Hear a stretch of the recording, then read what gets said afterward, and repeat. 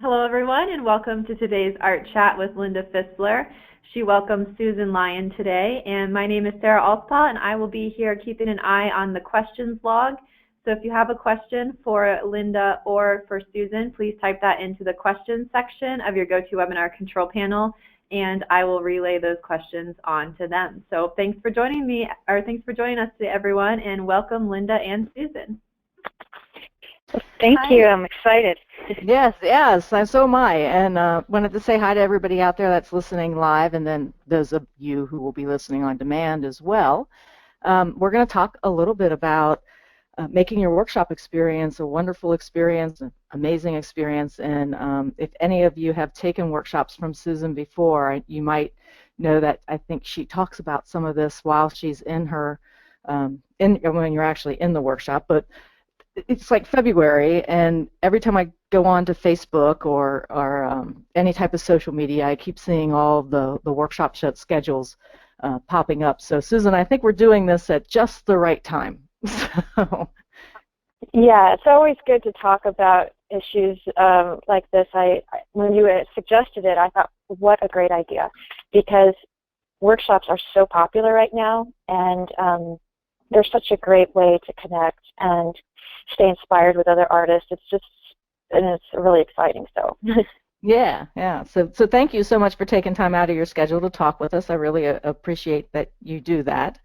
And just wanted to let's just get right into talking about this. There's probably a couple ways that we can actually talk about it, like from the student point of view and from the instructor point of view. So let's start with the instructor. And you talk about, I'm sure, with Scott and others about what possibly your workshop, what you should teach or what the workshop should be about. And I know that both you and Scott put a lot of work and thought into doing this, as well as drawing from your own experience. So are there different types, meaning ones that are set up by someone who approaches you, or ones that you set up yourself that you offer out of your studio? Tell us, I guess what I'm getting at is, tell us what you think about when you're starting to pull those workshops together. Is it based on comments that you hear? How do you come up with these? Well, I guess, that's an interesting question, because when other schools or people set up a workshop for you, it's an interesting dynamic, because you're so used to knowing what's in your own head, you don't know what someone else is thinking. And, everybody wants it. They plan it the way they have, their setup. And I think communication is number one. But, we usually do figurative. We do portrait stuff. And so there's a lot of variables, dealing with models, dealing with sometimes having models not show up, or having, trying to get a lot of people around one model is always an interesting, sense of personal space, and you're trying to make it so that everybody has a good spot. I just taught a workshop in Scottsdale, and I was so excited to teach the idea of painting a costumed model in a scene, because I was excited about talking more about painting the figure or costume model in a painting, and painting in quotation marks, and not just focusing on the portrait, because I guess I thought that maybe it would be more joyous, just not worrying so much about drawing, not worrying so much about, well, first of all, for me, I really want my students to get close to the model if they're going to do portrait, and that's something that I've been frustrated with when I've seen other classes or painted with other people, that they'll stand 15 feet away, and I just personally, my own sense, I can't paint a portrait if I'm that far away from a model. So I thought, well, I'm going to put a model in a scene, and I'm going to have still life stuff and furniture and things behind them and things in front of them, so there's sort of like a foreground, middle ground, background, and hopefully, kind of focus not on the face. But it's really difficult when you have a lot of people in the class. I found that out. I think you can do it if the class is maybe only 10 or 12 people, but when you have 16 or more people, it's really difficult to set up a good scene and have it be good from, like 180 degrees. So so that I hope I'm just babbling. I'm just talking on and on and on. Oh, setting up a class, and so that's what I was thinking, and and I really wanted people to, I guess, think of big shapes and not so much technical, because when you're teaching a portrait class, what happens is you wind up literally just correcting drawing, and you don't get into the funness. You don't get into, most people want to take an oil painting class and they're so excited about color and they're so excited about painting thick, and they want to get that juiciness, but you can't jump to the cherry on top of the Right. ice sundae. You have to sort of do basics, and but I do love the idea of just teaching models but in scenes, so that you have some drawing, but then you're thinking of an overall design. And so that's new to me. And then when people host workshops for us, I think some of the issues we've had is that they're just not equipped with good lighting, maybe, and so sometimes we bring lighting with ourselves, and sometimes they're not equipped. Like I was mentioning, I really like the students to get close to the model, and if that's going to happen, you're going to have model students sit so that people can stand behind them. And a lot of people, it's something they've never done before. Now, I grew up doing that when I was in art school and when I was at art clubs and when I paint with friends. We always, have people who sit like on artist benches or at little push-out boxes as close to the model as possible, and then people can stand behind them. That way you can get, everyone have a good view, and you're not standing like so far away. Yeah, I guess, I love the idea of traveling and doing workshops, because you get to meet people you'd never meet, and you get to see parts of the country you never see. But I really love hosting them. I think it's like having art camp. It's like having a sleepover, because you're with these people so long. I almost don't want them to leave at the end of the day. It makes you a little sad. Like, hey, let's just all stay hanging out. I think, as you can tell just from this interview already, that I'm a talker, and Scott is a talker. So we are both talkers, and I think that, when we, so I think that really helps the energy of the class, because we just have so much to say that sometimes I'm like, okay, ask a question, please stop me. I think that's what I love. I kind of love being like the mama hen. I love having people over to our studios and, just having a little bit more control over making sure the models, who the models are, that they come, that the lighting is perfect, that, everything is met, everybody's needs are met, and there's no stress about, supplies. I also like being able to start the class.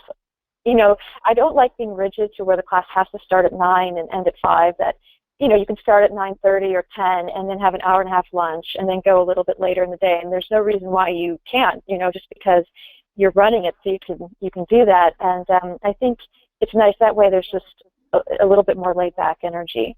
So. Right. Yeah. I love the excitement in your voice, by the way. That's like. Oh well. That's why I was kind of chuckling. It's like, gosh, I haven't heard this much excitement in a long time. This is really great. Oh. Okay. Oh my gosh, I have too much enthusiasm sometimes. I think that can be an issue. But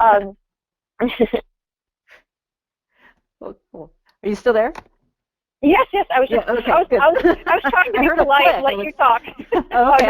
I heard a click and I was like, oh no, did she hang up? No. No. I'm done. No. Okay. Cool. Yeah. So this is really kind of cool, because I don't know if Scott told you, but when my husband and I drive down to Cary, we go right by your exit.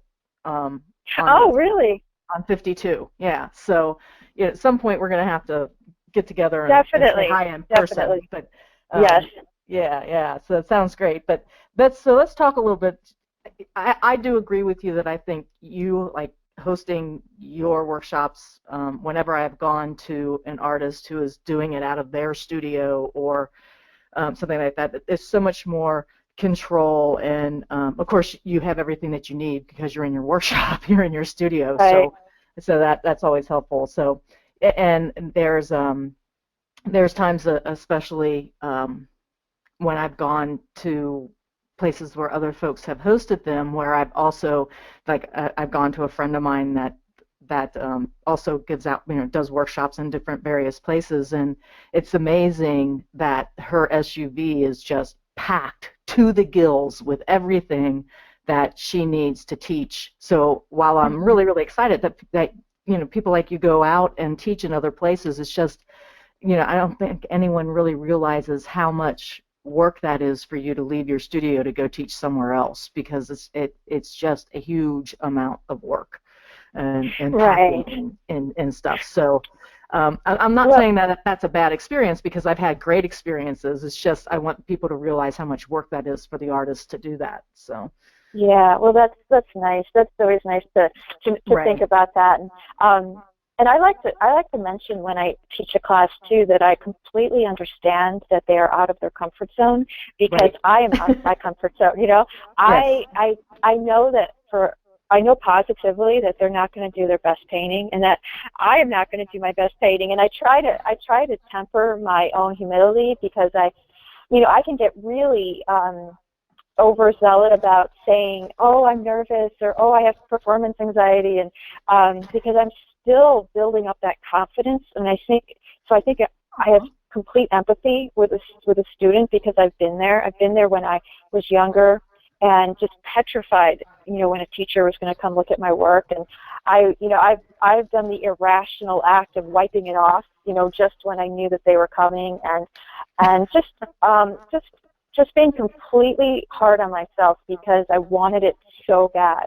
And so I talk a lot about that emotions, and we all are putting such high stakes on this, and that because we all want to be creative, and we all have this yearning to be this creative being. And oh my gosh, and I totally respect anybody that is willing to travel, and especially people who go by themselves. They just get up and they go, and they don't know anybody, and they're in a strange city or wherever, and they're so shy. And I try my hardest to actually be very present a few days before class, because I know that they are thinking 100% about me, and 100% about living up to whatever expectations they have. And you know what? I'm the same. They probably don't realize it, but before class, I am thinking the exact same thing. Am I going to live up to their expectations? Am I going to be able to say the right things the right way at the right time? Because we hear what we want to hear, and if we're too scared, then it might go in one ear and out the other. But I do believe that to be a good teacher, not only do you need to be able to voice your thoughts about technical, but I do think that it's kind of like having a good bedside manner. And I do believe that compassion, and I personally, people ask me like about levels, like technical, like, do you need to be advanced? Do you need to know this? Honestly, it has absolutely nothing. I've never asked Scott, or I have never asked to see work before, to be into a class, because that means absolutely nothing to me. What's important to me is the openness, and I bring that up because I know that I shot myself in the arm for years because of my own self-doubt and not wanting people to see my work, not wanting critiques, just being so incredibly critical of my stuff that it stunted my growth. And in my experience, I see the people who, let's say, learn the fastest are the ones that, ask for the help and aren't afraid to show you their mistakes. And I've had students that were so frozen that they would be painting in the afternoon and go around, and probably after an hour and a half, they still wouldn't. You could tell that there was so much fear built up in their body that they couldn't even make some marks because they were so afraid of failure.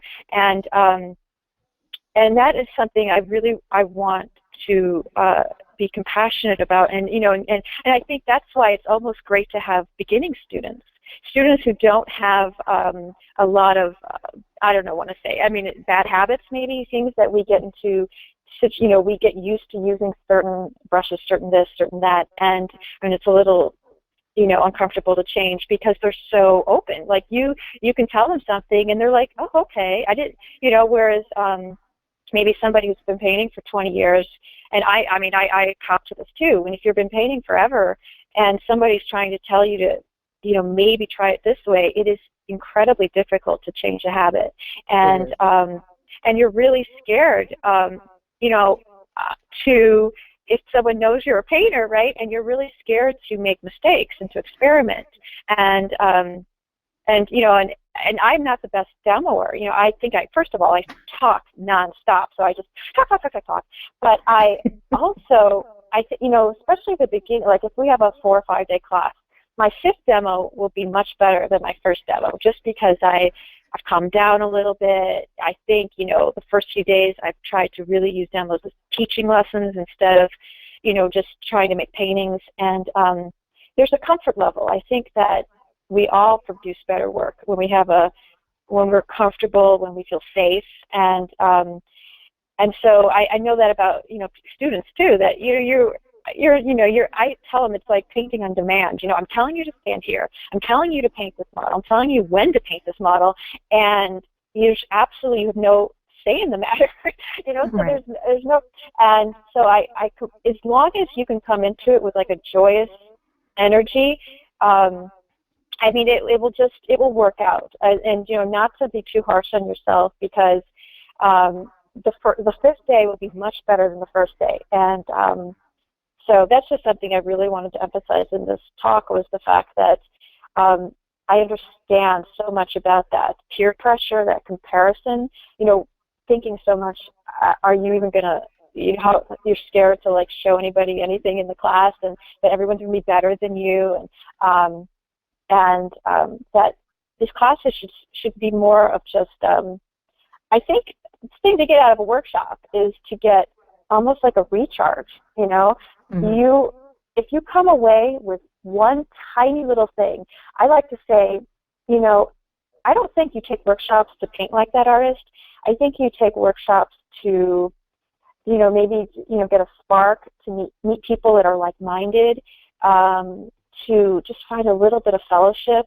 And if you can get one thing, maybe how the artist, just the movement of how they mix paint on their palette.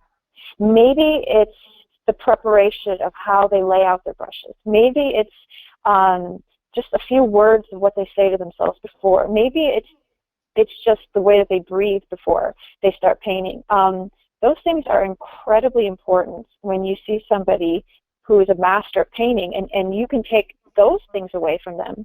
But the actual technical stuff, that is also individual. That, people, I think, I've been with Scott for almost 27 years, and if I could paint like him, I would. I can't. So it's not that it's not that I think he's a better painter than me, but he is a different painter than me, and there's something visceral about the way he uses paint that does not come natural to me. So, no matter how much I can watch him paint, I'm not going to paint like him. But what I can do is maybe take a little bit of his enthusiasm, or I can, there's always something that you can take away. And I guess I always think that, that famous saying, I'll tell you everything I know in the first 5 minutes.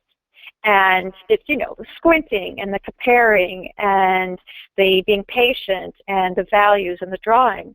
But then you have to go on alone, and that's, how are you going to be true to yourself? And that is going to take a lifetime. And so it's the technical things of watching someone do a demo, to me, is more magic, and it's fun to watch something be created. But I always tell people, you're not gonna, this is not gonna be a miracle. I hope that we can all stick together and support each other. And I'm gonna walk by, and I'm gonna give you some encouraging words, and and if you have some questions, I'm going to ask you it. I'll answer them, but there's not any magic answer here. So it's really just all about, let's do this together, because I learn as much as from students. Oh my God, they know. In fact, it's funny because one of the classes I taught in Scottsdale, all the people in the class were teachers, and I was gonna I thought I started to sweat. I was sweating so bad because I really, in my internal voice was, why are they taking my class? What is going on here? I have nothing to teach them. And then I had to do that whole spiritual thing. Okay, all right. We all have something to share, right? We all have something to give each other. And maybe what I have to give them is possibly just enthusiasm, or possibly stories about things that I've experienced that maybe they haven't, but does not at all mean that I'm technically better than them. It just means that it's just a little different. That's all. Because some of those students were really good, and I was getting so frustrated. They were all doing so much better than me that but anyways, it's all joking. But it's because I know that when I've taken friends' classes, wow, I am the worst student because I have all those fears. And I know that workshops are exhausting. They are exhausting. If you travel to another place, okay, you never sleep well. You're always eating wrong food. You are having to sit and listen to somebody for 3 hours, no matter how entertaining they are. And then you have lunch, and then you want to go to sleep, and they are telling you to paint. Oh, my gosh. So I really try to keep the afternoons peppy and up, and music and talking, and I really try, because I know if I didn't keep the adrenaline going, there would be a lot of sighing and yawning. So, I really get it. It's a long day. Right. So your best student is open-minded. Yes. And my best, and being willing to take critiques, because I keep bringing up that class, but it was fascinating because of it. There's so many professional painters and teachers in this class. I really was like, whoa. But the model, I loved it. She came up to me at the end of the week after the class was over, and she said, I have modeled for all these teachers, and I was so impressed with how open they were to taking advice from you, to taking critiques from you. And, it really touched me, because it reminded me, yes, how hard it is to hear somebody come up to you after, even though in your own world you are praised all the time for how good your paintings are, right? And but when you're putting yourself out there on a limb, and you're painting on the spot in an awkward position in an awkward class, and then you're willing to have a stranger come up and say, hey, let me see, let's look at this. Let's look up here. And I try and do it as nice as possible, but there's usually something to say. And it's easier for me, it's easy to give advice. Let me tell you, I always tell people, it's so easy for me to come up behind you and say, well, as a fresh eye, as just someone who's seeing this for the first time, maybe, let's think about this. Instead of me starting it from scratch. Starting it from scratch, you have 1,000 decisions, and there's so much editing to do. The master painters are just master editors. So they're taking what they see, and they're simplifying it to the utmost. And you're doing this. Everybody thinks they have to do a painting in an hour, but I'm always saying, okay, let's slow down. Let's make decisions at a pace that they need to be made. And so I get it. And if it was roles reversed, and I was the student and they came up behind me, they would see things. Of course, I'm painting, in this atmosphere that is fast and is not comfortable. And, it's always great to have someone come up behind you and be like, hey, let's look at this, because the greatest gift you can give somebody is the idea that you want them to succeed. The greatest gift my friends give me, that I have some close friends that I paint with, when they critique my work and they give me some advice, I almost feel like crying. It is such a loving act that someone wants you to succeed, instead of hiding it, or maybe not telling you, because oh my gosh. And so there's a interesting dynamic too when you can read people that are not ready to have critiques. And there are people, there's people, of course, and we're all coming at it from different ways, and maybe, they just are so self-critical, or so in that person, you approach it differently, and a lot of it is comfort and, different kinds of words, and more of just encouragement and smaller, and so that's an interesting thing about being a teacher, and the best teachers are ones who know when to give a lot of advice and when to just put their hand on someone's back and rub it and say, this, let's all smile at our work, because, smiling at our work is very, very powerful, because it does smile back, and that's, a whole journey in itself. But I was going to say, when you mentioned that when your friends are so giving and loving to you that to comment on your work, and you end up crying, it's like, yeah, I usually end up crying, but it's not for a good reason. No. I think you have to just change your mind about that, because if they tell you something, right, if they tell you something that needs to be changed, then, oh my gosh, because then they want you to succeed and to flourish, Right. And so yeah, that's part of it definitely is like my attitude, how I'm accepting critique, and then also the other part of it. I mean, it's always two-way street. The other part of it is, how is the person offering the critique? And I'm sure, I mean, just talking with you, I'm sure it's it's done in a very positive way, so that the person can grow. I have been on both sides of that coin, where it's been vicious and it's been, and also I've also had very loving critiques as well. So, and of course, as a teacher myself, I always try to put myself in the shoes of, how did I feel when I was, not treated nicely. Right. Is one way to say. I completely agree with you, though. I think no matter how open and trusting and giving you are, there's a little hurt. You have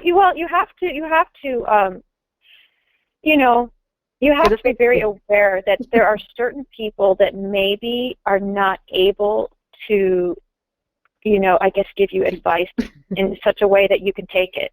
I mean, Absolutely. right, there's not, Absolutely. I mean, I wouldn't ask advice from everybody. Exactly. There's definitely people that maybe I might go, possibly the way that they're going to look at my work is a little different, or maybe their personality in general is a little bit on the blunt or harsh side.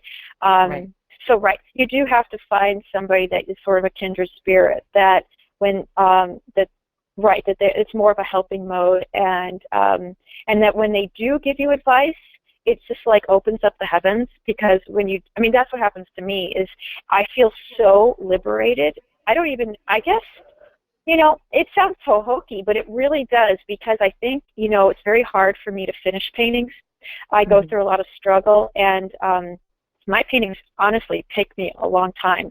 I always put them aside, so they're never just one-shot deals where I just start. Like Scott, he always starts and finishes his work. He rarely ever turns a painting around and doesn't look at it for weeks or months. He'll never do that. In fact, if that happens, he will never actually go back to it again. Whereas I always have paintings in progress, so I get to a part or a time in it where I feel a little saturated, and I think, I need to not look at this anymore. And so there's that pull of anxiety that I always think that I can do more on a piece. And once it's getting closer and the countdown, and I'm like 95%, and okay, and then I actually start to play games with myself, and I make lists, and I'll be like, okay, I'm going to write down how many brush strokes I need to do to finish this painting, because otherwise I'll go for 3 more months, right? So I'll do that, and then when I ask a friend to look at it and say, is there anything, and she'll give me a few things here or there, it's like I feel like the bells are chiming in the church, and I'm like, oh my gosh, I see the light at the end of the tunnel. Okay, I get so happy that someone is saying yes, just this little bit, and oh my gosh, and I always agree with that, because I know that it's just they're seeing it with a fresh eye, and sometimes you can't see those things, and but you do have to find the right people. I was standing in a workshop. It was back when they had the weekend with the masters out in out west in California, and I was standing in a workshop and watching a number of different master artists giving advice to the students, and I was really, really surprised at one point because one of the instructors, who is a good friend of mine, was talking to this one lady, and she was, she was just frustrated. You could just see the frustration, and she was like, "I just can't get it, and I can't get it. I can't paint like you." And the instructor said, "I don't want you to paint like me. I want you to paint like you." And then, so this whole conversation was exactly what we were talking about here. Was going on between them, and he says, "You don't realize how close you are to Right. breaking through to this." He says, "We're talking 4 or 5 brush strokes here." And she's like, no, this is, I ought to just scrape it off. And he's like, "Don't you dare scrape this off." And so he Right. picked up, he goes, "Can I touch this?" And she said yes, which I thought was really interesting, that he even asked if he could touch her work, pick up a brush and paint on it. And she said, "Absolutely." And he just made like 3 or 4 strokes and showed her, how close she was to that breakthrough. And then the next day I happened to pop in again and to see what was going on. And she had so much more confidence that next day, where she would pick up a brush, like she'd stand back, and it would be almost like a question going on in her mind, like what would I do if I were this other person to make this through. She was kind of asking herself, how far away am I to creating it, to finishing it, to creating something beautiful. And it was a difference between night and day of providing her with that. Yeah, you can do this. You've got that confidence. You just need to pull on it just a little bit further. So seeing that was just a really interesting, experience. And she just blossomed from that point on. Just That is, basically. I would say I love that story. It really just kind of gave me goosebumps because, what a magical, first of all, your friend obviously is a very intuitive person. And, right. And so that is just how lucky she was to be able to study with him. And, we do jump to frustration, and especially, when you're in very heightened energies like that, like a workshop like that, of course, it's almost like, everything is just on edge. So it's, of course we're going to be like, oh my gosh, that frantic. But the fact that he was able to just calm her down just made me smile. Just, oh my God, I'm so happy to hear that. And it's, oh my gosh, it's, I guess learning to be an artist is no different than any sort of learning, any sort of anything. It's just a relationship between you and yourself, and how nice are you going to be to yourself today.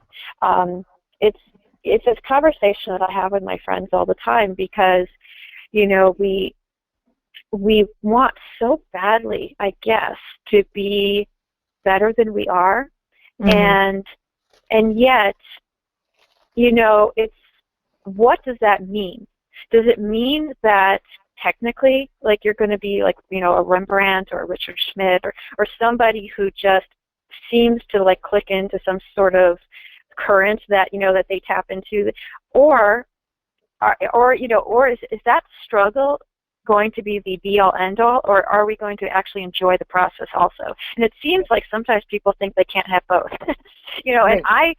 And I, struggle with that also, because of the fact that, well, when you put pressures on yourself for deadlines or shows or anything that is external, it's really, really hard to be that creative spirit that started you as being an artist, because it becomes heavy. It becomes really heavy. And then if we don't live up to ourselves, or if we have experiments that maybe, like I love trying new stuff, but that also means that I'm going to have a lot of duds, because if I'm trying new papers, new canvases, new brushes, new this, new that, there's going to be a learning curve. And I remember years ago, we were doing lots of figure drawing, And all of a sudden, I'm like, well, I'm kind of tired of just doing the actual drawing. I want to paint these. So then all of a sudden, I was trying to figure out what materials I wanted to do. And I went through tons of them and days and days and sessions of like models to figure out, oh, I finally like this. Oh, and then isn't this fun? Oh, okay, but there's no expectation. Oh, okay, I'm just having so much fun. Well, then came, well, these are starting to come out, and oh my gosh, people are liking them, and isn't this fun? And oh, okay. And then all of a sudden, like the axe drops. The moment I had expectation that, whoa, these need to come out. Oh my gosh, now I'm people are liking these. Oh, maybe I can sell these. Oh, all of a sudden it was like I couldn't do them anymore. Right. And I paralyzed myself. And so this is a constant thing of, as an artist, having that give and take, having that flexibility of, sure, keep practicing like you're practicing scales, constantly painting and drawing and keeping those eye-hand coordination stuff going, but never to be stagnant, never to always, I guess the beauty in creation is to always have maybe that little bit of a twinkle of an idea that something is new, to not always be safe. And so that's important to, like, I guess, be like a tree, right. Just be a little bit more flexible. And but what I'm saying right now is literally something that I need to tell myself every single day. So that's the only reason why I'm bringing it up. And because I struggle with it. I struggle with expectation. And when I put too much expectation, it's like there is a wall. And like yesterday, I was painting, and wow, I'm sure we all have these days too, right, where every single mixture you make is not the right mixture. And it's like, well, why was it working last week but not today? Why does it seem like today, for some reason, I'm trying to make a mixture, and am I using different paint? Am I using different brushes? And I'm questioning, like over and over again. And obviously what it means is that I'm supposed to have a different experience today. Either I'm pushing it too hard and I need to like let that go and try something new, or I need to just go with it and say, okay, this is what my experience is going to be today. And it's like a bigger picture type of thing, instead of like when I teach too, I'm always talking to the students about, what we're doing is we're learning about experience, and these silly little paintings that we're trying to do in front of ourselves right now are just little samples of like how happy we are right today. And if we're not happy today, and and that they're not precious, because a lot of times people, I have this issue too where I put too much energy into a painting, and then I feel like I can't give up on it because I've just had too much time into it. And it's a very limiting, it definitely stops you in your tracks because things just deaden, you can't keep going. But I force myself, oh my God, I've spent too long on this, I got to keep going. And, once we realize, I guess one of the greatest lessons I ever learned was, and believe me, I've just put this into practice this year, so I've been painting forever, and I once saw a person that was much better painter than me years and years and years ago. They would scrape off their painting, like when they knew it wasn't working. And I just was shocked. I was shocked because I was like, wait, what do you mean? You scraped on your painting? And she's like, well, yes, I'm just going to do it again, do it better. I'm just going to, because I was so locked into that. Well, first of all, I was too scared that I could do it again. I was too scared. I didn't know how to do it in the beginning. So I had all these fears built up. And so in my class, I would tell people, well, I don't want you to scrape off your painting. It's not that. But if you get to a point where you realize that maybe you started off too fast, or you had too much adrenaline, or you had too much paint, or maybe some of the steps you skipped and you realize that you're just frustrating yourself, if you could scrape it off and you can start over and you can just be so happy that you learned something, then that's showing me that, yeah, you know what, you're in the right direction, because it's a master who can scrape off their painting and realize that it's all a learning experience and that they can do it again, and it will probably be better because you're building on all the learning experiences that you've did before. And so that's, you know, the whole purpose of, I guess, a class in general, you know, is not the output, but the process. Yeah, you hit on the one thing that I think is, and I'm guilty of it too, and so if you all want to blame me for saying this, go right ahead. But we all walk in, or at least I see it when I go into other workshops, we all walk in with the expectation that we're going to walk away from these workshops with these beautifully painted, finished paintings that we could say we did at XYZ Master Artist's workshop, and, you know, like be able to point to it and said, yeah, I did that when I was painting with this person, and that's not the purpose of the workshop per se. The purpose of the workshop is for us to get out of our comfort zone and try to push ourselves a little bit further and learn something. You know, so Right. I've seen people walk in and, you know, they've been very, very open, and they've been, I'm not going to paint anything that's going to be worth anything by the end of the week, but I'm going to be learning so much more that when I get back to my studio, that's when the finished paintings will start to come out, if you will. So I think that's just like the number one frustration that I've always seen. And I think another part of it also that I've seen in the past is, you know, it's the student thing of always trying to please the teacher, you know, or always trying to impress the teacher, you know. So it's, you know, we get so caught up with, I really want her to come around and pat me on the shoulder and say great job. And, you know, it's kind of funny because when I do this with my students, I'll walk in and I'll pat them on the shoulder and I go, great job, is it over now? Can we get back into painting? It's like, oh, okay, you know.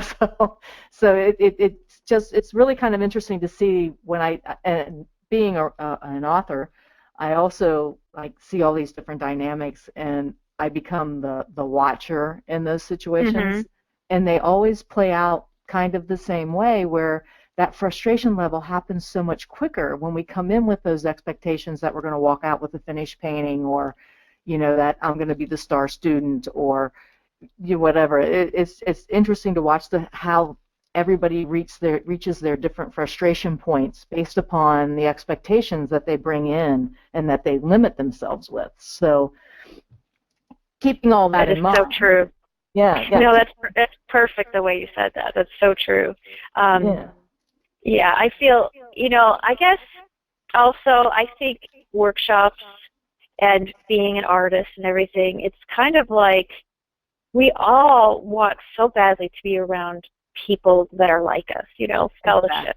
Exactly. You know, it's like, why else would you go to a workshop except for maybe, you know, you're going to sit next to people who, you know, who think the way you think, who talk the way you talk, who you could have, you know, maybe you can become friends. Maybe you guys can become pen pals and you know, visit each other. And, you know, because the world is so small now, we don't have to just limit ourselves to where we live. We can have, you know, these awesome, close relationships with, I mean, some of my closest friends, you know, are people I met at conferences or workshops or things like that, because you find that kindred spirit, and you guys, you know, you just hit the same level and going through the same things, you know.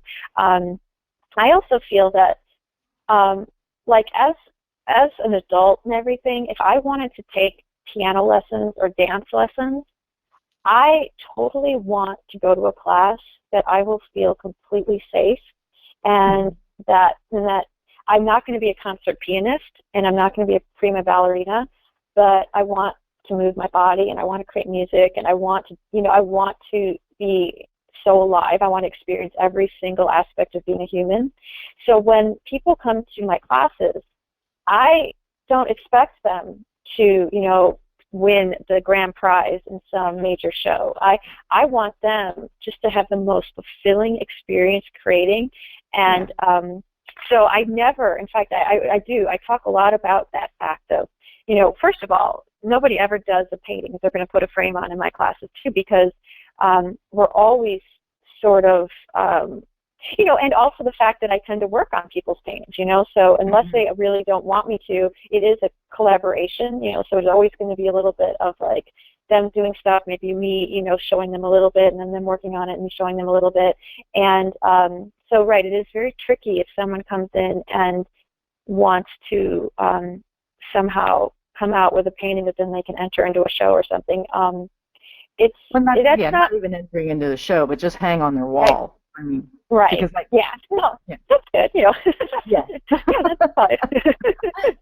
Yeah, I mean, I would never think about entering anything. Of course, I don't go in with the feeling of having a finished, perfect painting either when I go to workshops. But, I would never think about entering any of my workshop paintings into a show. Just right. Yeah. I have had a friend. I have had a local friend here who teaches, is a wonderful teacher, and she said that can be tricky though, like sometimes, especially when you have ongoing classes, it's not so much a workshop, but maybe like a weekly thing where the teacher maybe probably has worked on it a little bit, and then she'll see it. She said she has seen paintings that she has helped students with in shows, and that's always a little awkward, It is awkward, yes. Yeah. So, but okay. Yeah. So let's flip kind of to the student side, although we've kind of been going back and forth. But one thing I want to get in here is, as a student, what should we be doing to prepare for a workshop? Well, that's a great question. I think, what should we be doing? Well, I guess it's always a good idea to actually practice. But I think in general, you just never know what's going to happen. I think it's really great to show up completely just open to whatever happens, and because, right, I think the best students are the ones that just are there to have so much fun, and to meet people, and just to like be so supportive of your fellow students also, and because I don't think you can expect, I don't think you can even understand, unless you've taken that teacher before and all that stuff, what the energy or dynamic is going to be, what the classroom is going to be like. But I think that, I think just to be open. I like telling a story. A few years ago, Scott and I taught a class together, and it was a big class. It was like 20 or 22 people, and we had, I think, only like one, or maybe we had a figure model, and we were all in the round.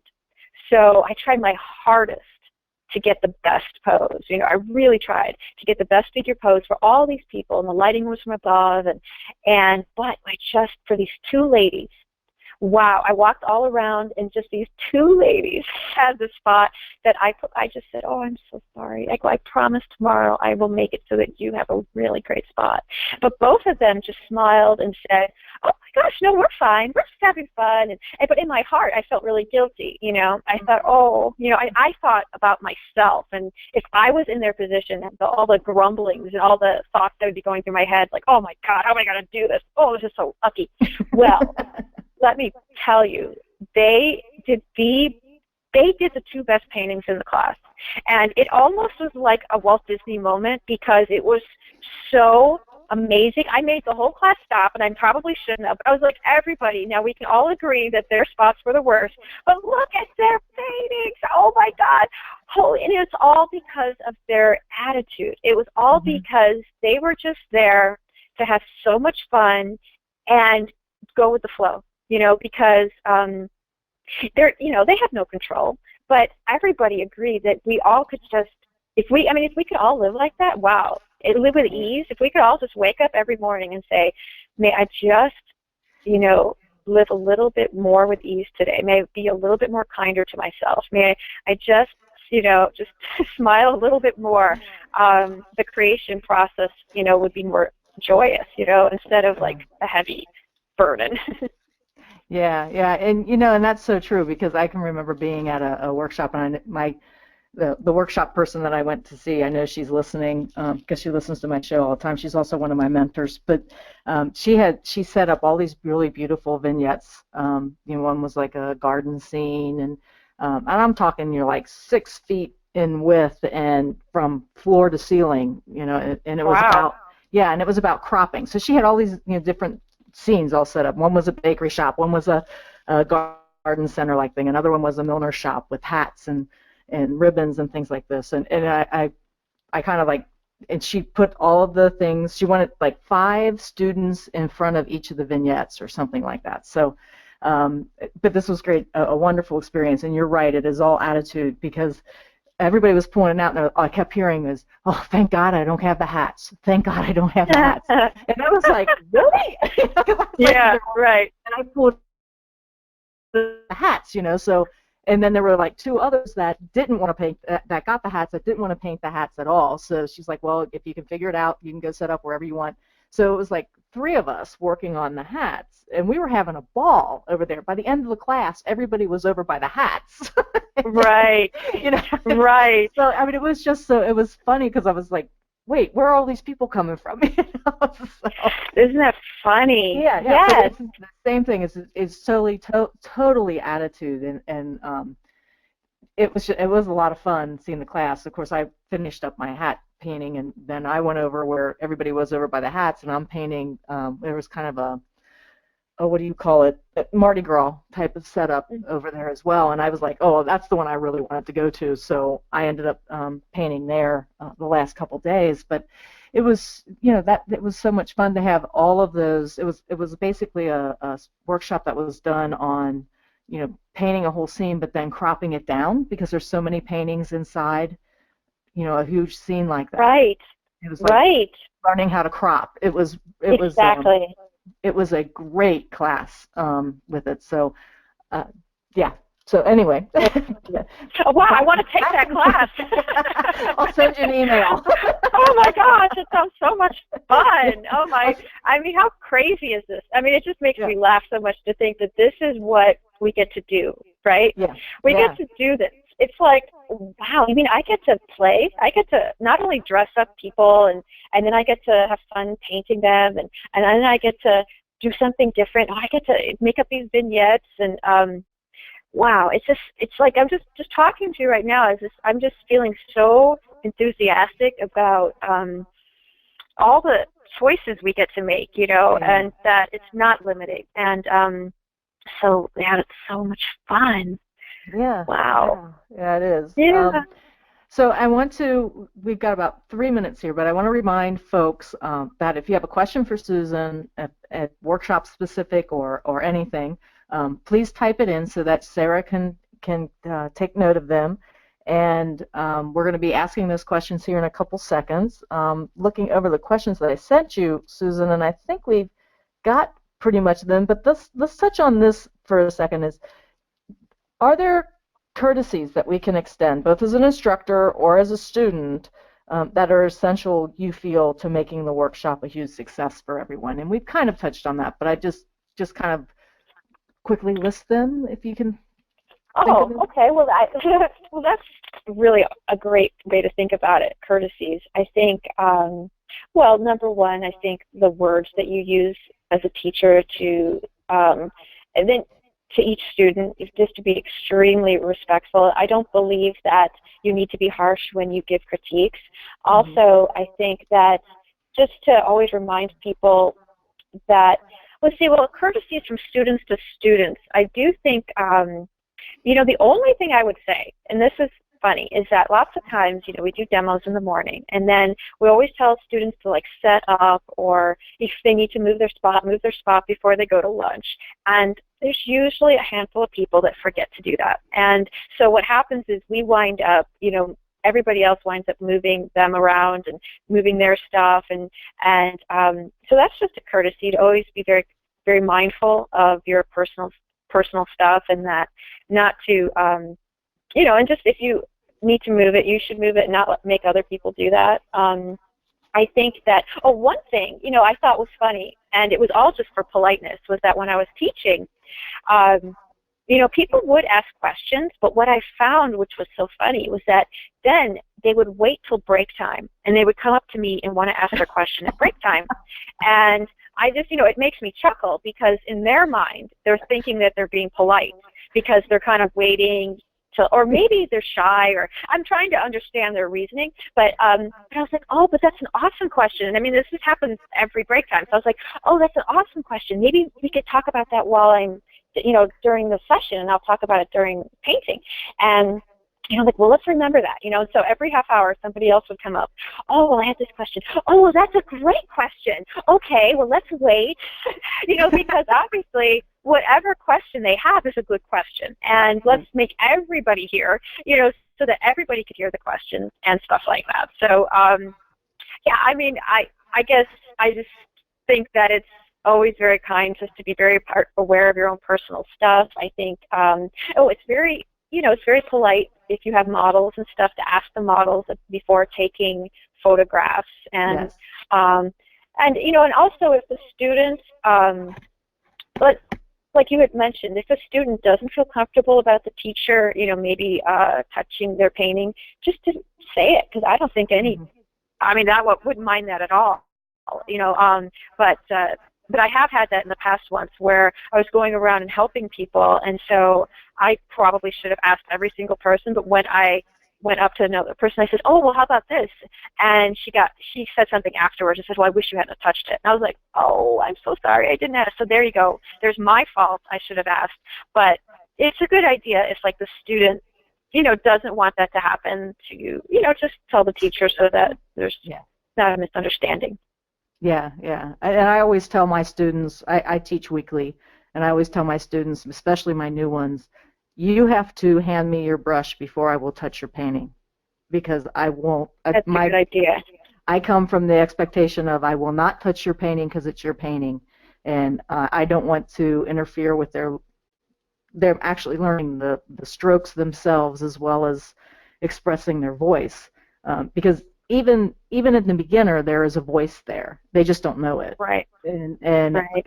It's really interesting because I don't touch my students' paintings, and it's so funny because I'll walk over to tell them, okay, now let's think about this area here, and the next thing I know there's this brush waving in front of my face. Oh, sure. Oh, sure. Right. Okay. Right. But and I guess that maybe I'm a little more sensitive to that because of something that happened to me when I was a student. So it's my sensitivity, and I probably have taken, the pendulum probably swung all the way over to the other side. But it's something I do. So, and no, if somebody I think that's really good. Yeah, and I mean, but if I'm in a workshop situation, and again, these paintings aren't going to be anything but a learning experience, I have no problem with it if a teacher comes up and, the workshop teacher comes up and says, well, think about this, and shows me something, and it's like, oh, yeah, okay, so, but it really is interesting. I don't know if it comes back to you, but I see a lot of things where the student can identify that there's an issue with, like, I know there's something wrong in this area of the painting, I just don't know what it is, and how many times it comes back to something very basic like drawing or value, or you know what I'm saying? It just, oh, sure. So and that's the aha at that day for that person. It's like, okay, well, let's take out the value comp and say, see, the values aren't the same here, and they need to be, or color interferes with how we're perceiving that, and that becomes the lesson. And it's really interesting when they finally get it, because you can point to something that's not exactly right in the painting and then demonstrate how it becomes right using those skills. And it was like, I always love those aha moments like that. So. Oh, yeah. No, it's, learning something is completely addictive. Oh, yeah. It changes your DNA. When you learn something, wow, you just want to keep going and going and going. And so, right, just to witness it in other people is so exciting. And I love it so much when somebody, you see them improve over just a few days in a class.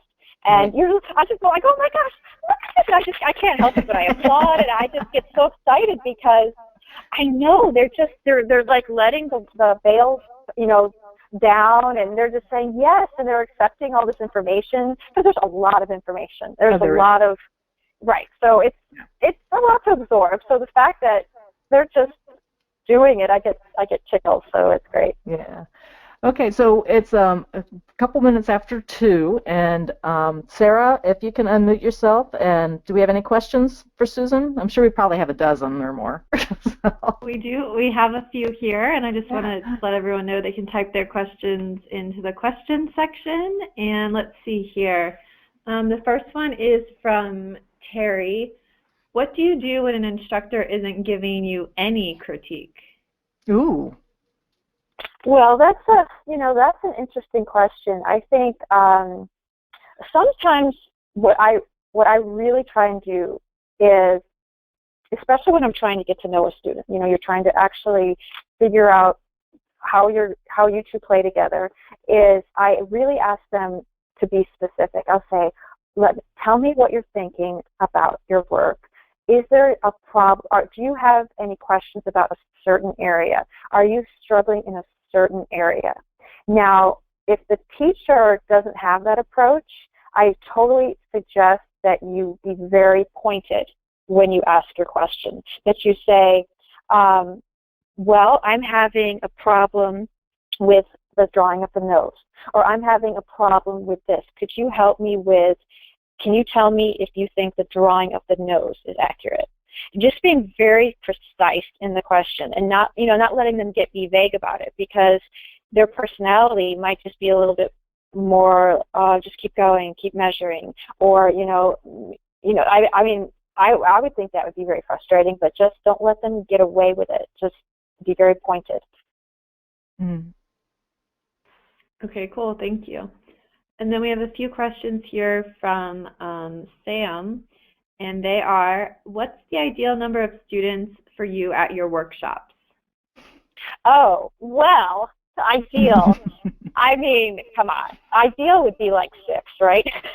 I mean, of course, smaller classes are just going to be, I'm going to take that back, because I do actually like group dynamics, and I do like, if you have the space and if you have everything you need, having a big class up to 20 is not a big deal if it's not, if you're not time crunched, if you have space, all that going on. Because I do think there is a something that builds up with the energy of everybody coming together. But I would say for one teacher, probably 15 or 16 is the max. I know a lot of teachers who do these mega classes, and I'm not exactly sure. I guess you get to see the teacher demonstrate and stuff, but it all just depends on what you're wanting. But I probably 15 or 16 would be a maximum for a class. I'm going to take this in a different way, Susan, and actually I'd like to talk with you and Scott about this offline at some point too. But when we have like 15 or 20, we're covering a very general subject matter, if you will. I mean, and it's not intentional. It's just that's typically what happens in a group dynamic. But I have heard from so many folks that they would like to have smaller classes and more like an expert class, if you will.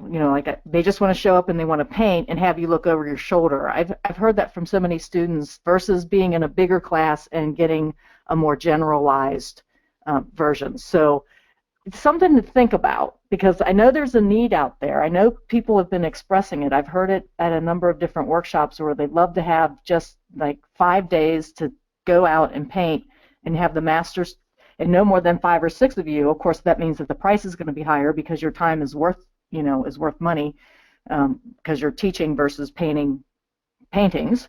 But it's really kind of interesting, because I've heard that so often. I don't know if that's where this question was coming from, but that's kind of what I hear. I completely agree with you. No, honestly, yeah. I do think that a general class is 15, 16, or up, but.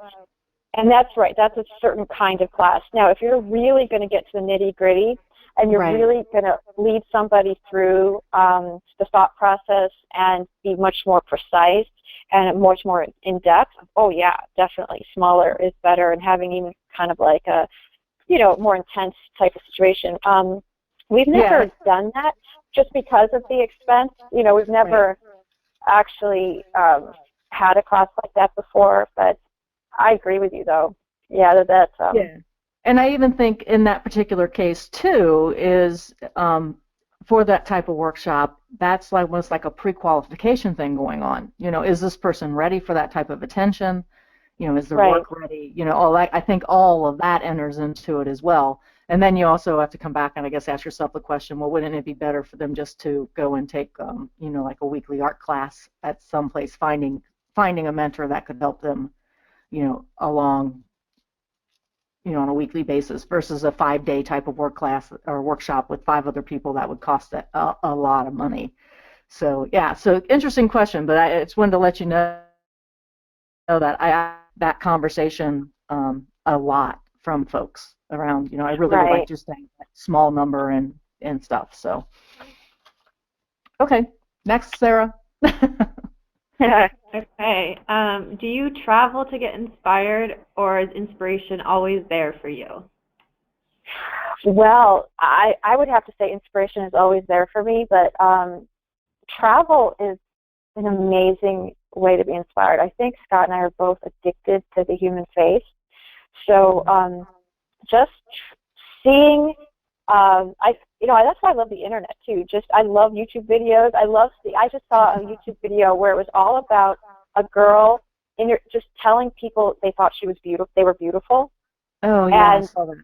oh my God, it almost made me cry. It was so profound to me because as an artist and as someone who is primarily attracted to faces, I really fall in love with that model because I'm staring at them. I'm looking at every bump, every cranny. I'm walking over their face back and forth, and it allows me, which it doesn't allow normal humans to stare. You know, we don't get to stare, and it's not proper, right? But when you're modeling or when you're getting to work from a reference or something, wow, what a joy to literally just stare at another human face. So, in general, I'm inspired. I can be inspired at home. We travel just to get that little bit of maybe the adventurous ethnic, you know, maybe going to a festival. That's, you know, where you just can't get that at home. You know, going to a place where people might have ceremonial outfits or just maybe a different look that I'm used to. So definitely, travel is something that we love to, and pretty much what we're doing is we're taking tons and tons of photographs, and we do hire people to pose for us, and it's a great, you know, Scott is fearless. I have to. People always think I'm fearless. You know, I'm fearless in the fact that I'll plan the trips, but once we're there, like when we were in Guatemala last November, he has no problem with just asking anybody to pose. And even if they don't speak English or this or that, he'll get translators and say, come back to our hotel or come back here. And I'm thinking, wow, you know, and it doesn't always work out. Let me tell you, when you are trying to hire people in other countries, it's not always easy because, you know, sometimes they try to swindle you a little, or sometimes they don't show up, or sometimes they're a good model, sometimes they're a bad model, but you just have to roll with it. I found that I used to get really stressed out about it because I was just, you know, I always felt like, oh my gosh, you know, I don't, painting someone like this who knows if they're going to pose well, how long they're going to pose, or all this stuff. But now I just enjoy it, and I just think, okay, what a great experience. I am sitting here in a foreign country, and I am just staring at this person, and what a fantastic job. You know, what a fantastic job this is.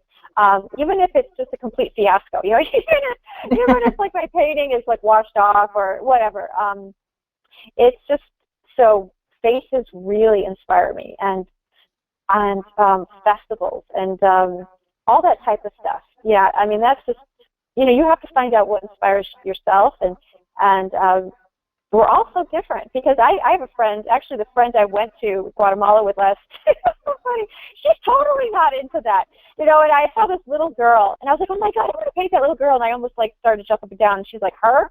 oh, all right. Like she was so not into this little girl, and I was like, well, who are you? Well, I mean, so it just proves that we all have different, things that we are attracted to. Oh, absolutely. Sarah? Okay.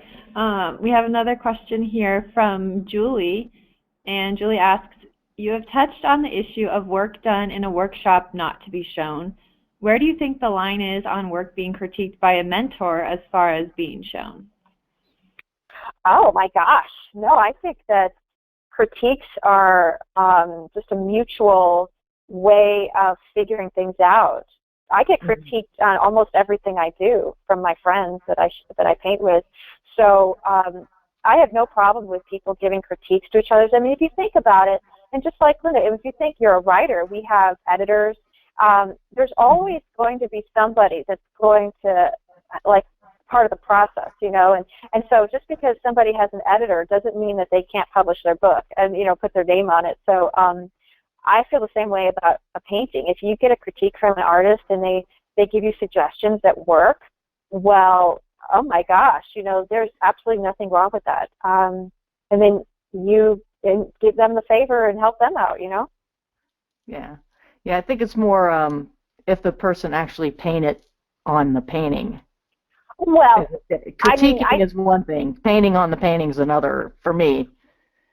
Yes. No, I do agree that if you're just working with a mentor, they probably should not be working on your work. Right. They should. Exactly. If they want to show you something, then they should do it on like a little scrap. If they want to show you like a special way of holding the brush or a special brush stroke or palette knife or something. But and I know that has happened. I do know that does. But I think it's, you're just I don't think you're doing yourself any favor to like have somebody else do brushwork on your work, because yeah. So I guess if that was the question, yeah, I don't think you should. And then try and like put it in a show or frame it or stuff like that. Just keep it for yourself. Yeah, typically like you were saying, typically if the mentor is mentoring you, they'll show you separately or explain through a different process on a different canvas without touching your work. Yeah, to me those are more critiques and showing technique, but they're still expecting you to paint it. So you know what's interesting though? I once saw a master painter give a critique to another really good painter, and what he did was he put cellophane over the painting where he was going to do a brush stroke, and then he did a brush stroke to show that person what it might look like if you did this brushwork, but then he just ripped the cellophane off, which was kind of fascinating. Yeah, I've seen that too. Hope that helped. Cool. Okay, we have one more here from Sam. What's your favorite medium? Oh, well, I do work mainly in oil, but you know what? There's something so tactile about, I guess, like pastels or charcoal or drawing materials. I really do love the actual physical feeling of scratching, of like the actual act of using something that is hard against a flat surface. Now, brushwork can be enjoyable, but I do love, I'm really getting actually more and more into doing mixed media, and so I've kind of been experimenting with watercolor and pastel and different kinds of like, different kinds of like metallic paints, and I want to get into papers too. I mean, who knows where it will go? Who knows if it will be sellable? I'm really trying not to even think about that, but I kind of want to figure out if anybody knows out there how to like do pastels and really make them so that when you chip them, they don't like, the pastel doesn't fall, because I really want to work in some of those type of mediums, and I'm a little nervous about it because every now and then when I've done drawings in the past, and there's always that problem when you use plexiglass or something, to have a tiniest bit of the dust come off, and so I guess I have to research that, but so yeah. Okay. Probably last call for questions. Got any questions coming in? And Susan, again, thank you so much for your time and all of the knowledge that you've given us. And it's been great talking with you. I can't wait to meet you in person. Oh, well, it's been so great. I've really loved hearing your stories, and I bet you are an amazing teacher because you like to share so much. And your students are very lucky to have you, so I can't wait to meet you also. Well, that right back at you. I'm sure that your students feel the same. So, and again, it's so much energy and that you have. I mean, it really does come through when you're talking. So, like I said, that's one of the reasons why I want to hopefully get to meet you in person at some point. Yeah. So, yeah. So, Sarah, if you want to go ahead and I don't know if there's any more questions that have come in or. Let's see. I see one more that just came in here. Let me click on it. Joan asks, will you be at the Portrait Society conference in D.C.? Yeah. Tell us about what you've got coming up. Okay. Yes, Scott and I will not be at the Portrait Society this year, but we have loved our experiences at the Portrait Society. I have to tell you that weekend is one of the most fun weekends ever. I really, really enjoy that whole experience. So if you get to go, I highly, highly recommend it. The couple things that we have coming up are, it's just like a big week, I don't know, a big year for workshops. I mean, usually we do about 2 a year, but this year it's like, I don't know how you agree to things far in advance and then they all kind of come. We have a workshop in, I don't know if you've ever heard of like the Fisler Salon in New Harmony, Indiana.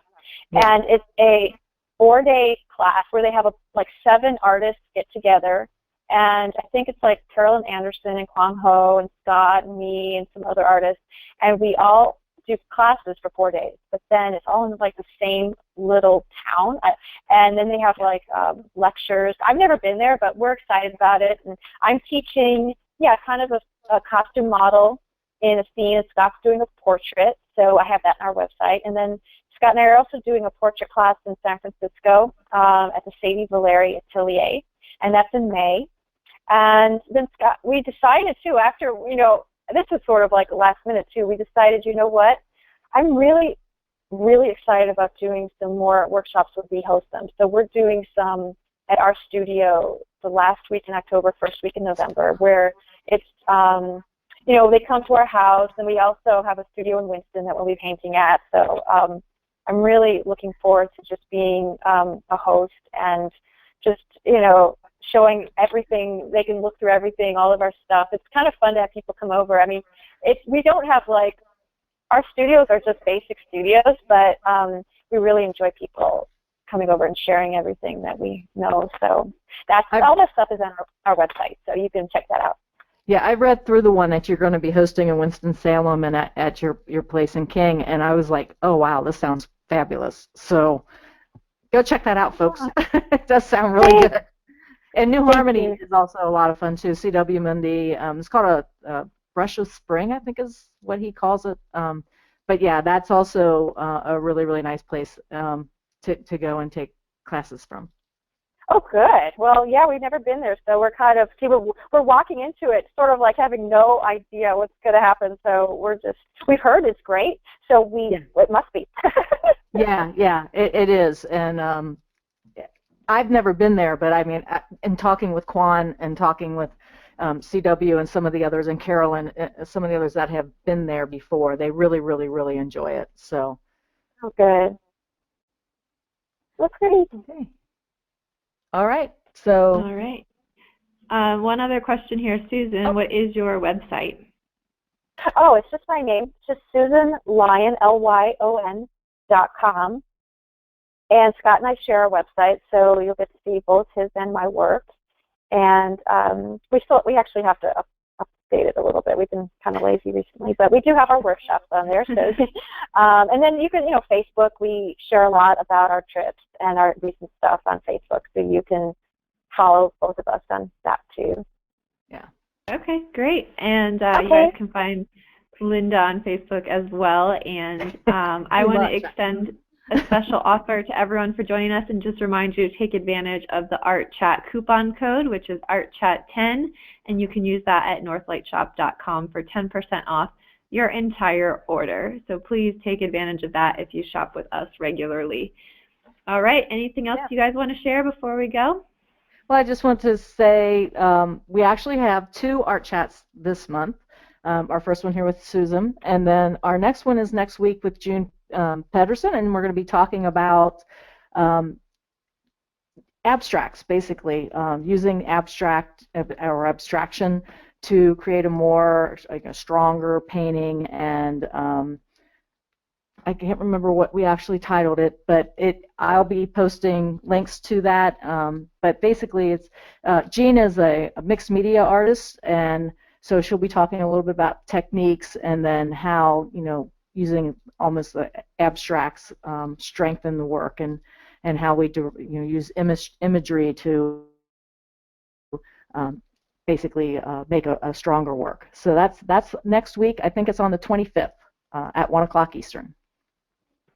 All right, I was just going to say I'll put a link to that registration in the follow-up email that comes from GoToWebinar. So if you guys want to join us for that one, you can sign up real easily.